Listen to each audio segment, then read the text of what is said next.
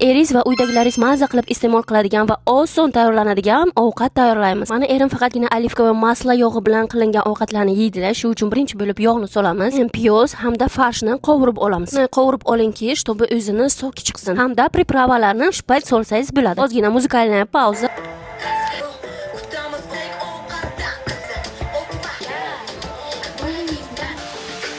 Farshimiz ozgina sovigancha biz sirni cho'rkadan o'tkazib olamiz. Bu retseptimizga bizga lavash kerak bo'ladi. Albatta lavashni kruglay emas, kvadratniy mana shunaqa uzunchoqdan olamiz. Birinchi sloy ketchup, agar sizlarda домашний tomat bo'lsa, u ham zo'r ketadi. Keyin farsh. Aslida original retseptida farshni o'rniga kolbaska edi, lekin men farsh qilishga qaror qildim. Siz kolbasa qilsangiz ham bo'ladi. Keyin albatta sir yaxshilab o'rab, mana shunaqa rulet holatiga keltiramiz. Agar sizda первое блюдо sup qanaqadir ovqat bo'lsa, buni zakuska o'rniga bersangiz ham bo'ladi. Ruletlarni 4 ga bo'lib olamiz. Keyin hammani uyida bilaman tortni formasi bor. Ustiga pergamentni bumaga qo'yib, ruletlarimizni terib chiqamiz va ustiga yana bir bor sir sepib chiqamiz. Ilikak. O'ylaymanki, videoda hammasi podrobno tushuntirilgan. Duxovkaga qo'yamiz. Keyin mana shunaqa mazali pishirilgan narsachani olamiz. Albatta, storieslarimga ham kirib turinglar. U yerda ham retsept bo'ladi va erimning reaksiyalari.